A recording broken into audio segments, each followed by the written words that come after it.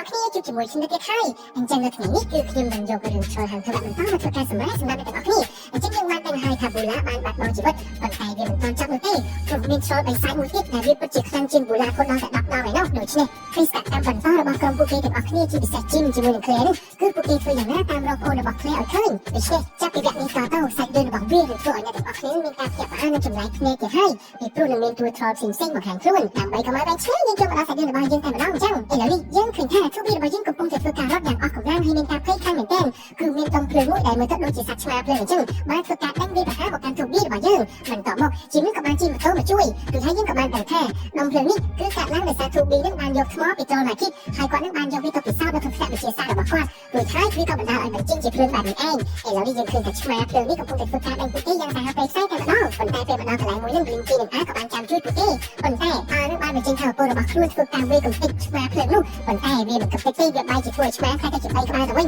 ដូច្នេះពួកគេគិតថាអូយធ្វើយ៉ាងម៉េចទៅអញ្ចឹងបើវាយវាកាន់តែខ្លាំងគឺវាកាន់តែបែកទៀតកាន់តែច្រើនដូច្នេះហើយ Tubi នេះក៏បានជាឱកាសនឹងថតរូបពេលទៅថតនោះក៏វាជាប់អាប់បំពុះទឹកនឹងអញ្ចឹងទៅ Tubi ក៏បានប្រាប់ជាងថានោះជីមយើងប្រើទឹកមួយសម្រាប់បំផ្លាញឆ្មាភ្លើងទៅបន្តមកជីមរបស់យើងនឹងក៏បានប្រែកាឡាទៅជាឆ្លង Hunter ម្ដងទៀតហើយធ្វើការហក់យ៉ាងខ្ពស់រួចហើយជីមរបស់យើងក៏បានធ្វើឲ្យបំពុះទឹកនោះបញ្ចេញទឹកហើយឆ្មាទាំងអស់នោះក៏ត្រូវបានរលាយទៅបន្តពីនោះពួកគេនឹងក៏បានចាប់ផ្ដើមបែកផ្លូវគ្នាធ្វើការងាររៀងៗខ្លួនបន្តទៀតនោះស្អែកឡើងជីមរបស់យើងបានធ្វើម្ហូបឲ្យម្ដាយរបស់ខ្លួនហូបតាមធម្មតាប៉ុន្តែឥឡូវនេះម្ដាយរបស់ជីមហាក់ដូចជាមិនចូលចិត្តកូនរបស់ខ្លួនទេដោយសារតែគាត់មានការអន់ចិត្តជីមក៏បានយករឿងនេះមកប្រាប់ Tubi ដែរប៉ុន្តែ Tubi ក៏និយាយថាប្រាប់ទៅមិនទេបើសិនជាប្រាប់នោះគាត់ថាយើងនឹងឈួរទាំងអស់គ្នាហើយមើលទៅឥឡូវនេះពេលដែលពួកគេចូលមកដល់ថ្នាក់រៀននឹងពួកគេក៏បានដឹងថាលោក Stickler នឹងបានសុំជប់ទៅហើយចំណែកឯជីមរបស់យើងក៏បានដឹងថាលោកនឹងគាត់មិនហ៊ានមកបង្រៀនទេបើសិនជាមកនោះប្រហែលជាគាត់ឈួរហើយគាត់ខ្មាស់ពួកយើងហើយមើលទៅប៉ុន្តែវាមិនមែនអញ្ចឹងទេអ្នកទាំងអស់គ្នាយើងមានតែចាំតាមដានទេថាលោក Stickler នឹងធ្វើអ្វីបន្តទៀតចំណែកឯ Claire របស់យើងវិញនាងក៏បានមកនិយាយជាមួយជីមថាជីមមិនថាជួយបងប្អូនរបស់ខ្ញុំបន្តមកជីមក៏បាននិយាយថាអូពីបាននឹងមិនមែនចេះតែទៅទេដីតាក់នេះនឹងពីពិតជាមានគូស្នេហ៍ខ្លាំងណាស់បន្តមក Claire នេះក៏បាននិយាយថាសន្យាឲ្យអត់ធ្វើ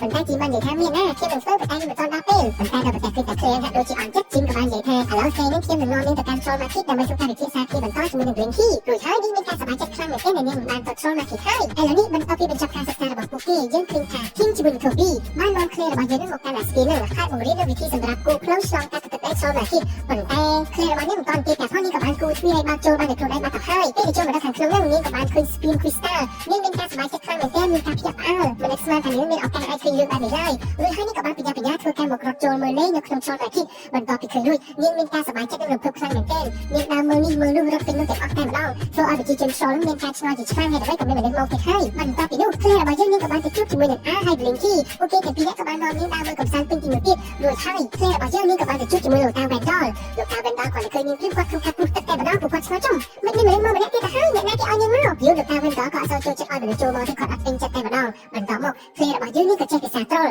បានន័យថានាងរៀនភាសា Troll ពីណាមកចឹងទៅនិយាយជាមួយលោកតាអញ្ចឹងលោកតានឹងគាត់មានការសប្បាយចិត្តខ្លាំងមែនទែនហើយគាត់មើលទៅដូចជាពេញចិត្តនឹង Claire ហើយបន្តមកជីមានការភ្ញាក់ផ្អើលដែលជីបាននិយាយថាលោកតានឹងគាត់មិនចូលចិត្តអ្នកនៅក្នុងនេះទេប៉ុន្តែគាត់ចូលចិត្ត Claire ឯងពិតជាអស្ចារ្យមែនបន្តពីនោះ Claire របស់យើងនេះក៏បាននិយាយថានៅក្នុងនេះពិតជាអស្ចារ្យខ្លាំងណាស់ប៉ុន្តែមានកន្លែងមួយដែលខ្ញុំចង់មើលបន្តមកពួកគេទាំងអស់គ្នាបានដឹងពីគោលបំណងរបស់នាងរួចហើយពួកគេទាំងអស់គ្នាក៏បាននាំនាងមកកាន់បន្ទប់សម្រាប់មួយហើយបន្ទប់នេះនិយាយថាចាក់សោលយខ្លាំងមែនទែនតែម្ដងអ្នកទាំងអស់គ្នាទីបៃតងបន្តមកពេលដែលចូលមកនោះយើងក៏បានដឹងថាកន្លែងដែលពួកគេចង់មើលនោះគឺជាកន្លែងដាក់គំនិតថ្មរបស់ Spin Killer Hat រួចហើយ Claire របស់យើងនាងបានអង្ហែស្ពីនោះហើយនាងបានសន្យាថាអូនប្រុសចាំបងណាបងនឹងទៅជួយអូនបងសន្យានិយាយទៅ Claire របស់យើងចាប់ផ្ដើមនឹកអូនខ្លាំងហើយបន្ទាប់ពីនោះ Blinky នឹងក៏មានពាក្យសម្ដីនិយាយជាមួយនឹង Troll Hunter ដែលជា Jimmy ឯងពួកឯងមើលទៅ Jim របស់យើងហាក់ដូចជាលងស្រឡាញ់ Claire ខ្លាំងណាស់រីឯ Claire ជាមួយនឹង Toby ហើយ A វិញពួកគេនឹងមើលកន្លែងហាត់សមរបស់ Jim ឥឡូវនេះយើងឃើញថា Blinky ជាមួយនឹង Jim នឹងកំពុងតែធ្វើការនិយាយគ្នាវិភាសាគ្នាទាក់ទងរឿង Claire បន្ទាប់មក Blinky នឹងក៏បាននិយាយថាឥឡូវនេះបានសិតជាលោកម្ចាស់នឹងចាត់ទុកថាប្អូនប្រុសរបស់ Claire សំខាន់ដូច្នេះពួកខ្ញុំក៏ត្រូវតែគិតដូចនោះដែរ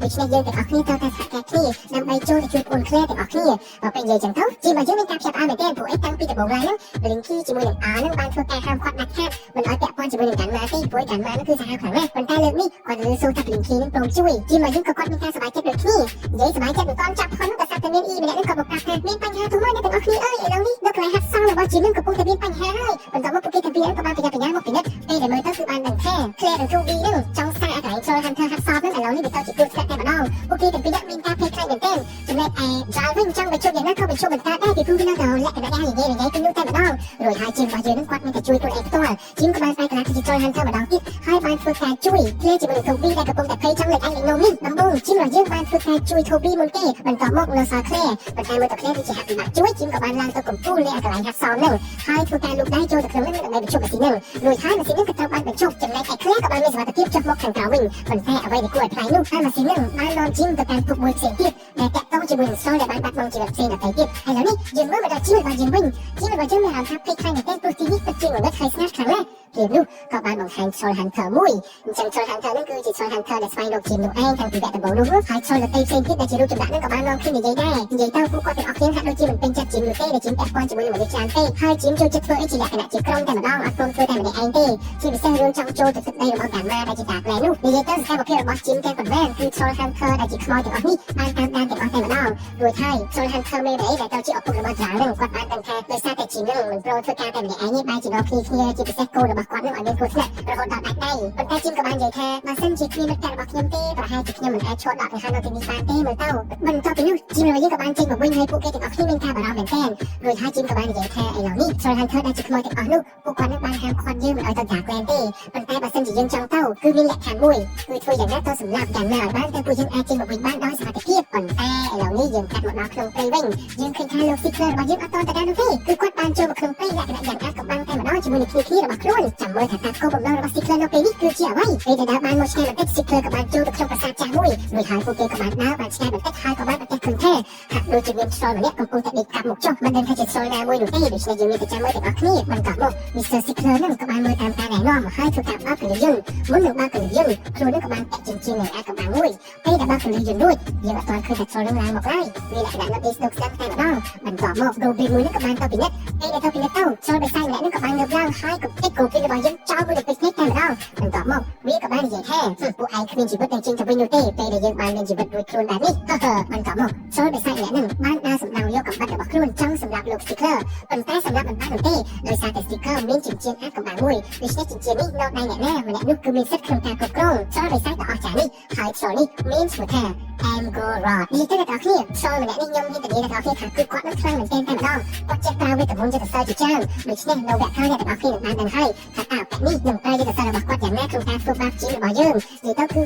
ចឹងមានយ៉ាងណាក៏បានគឺមានតែចាំតាមដានវគ្គក្រោយជាមួយជាទាំងអស់គ្នាទេដូច្នេះរឿងនៅវគ្គនេះគឺចាប់តាំងតែប៉ុណ្ណេះអរគុណចំពោះការទស្សនារបស់អ្នកទាំងអស់គ្នាប៉ុន្តែកុំភ្លេចចុច Subscribe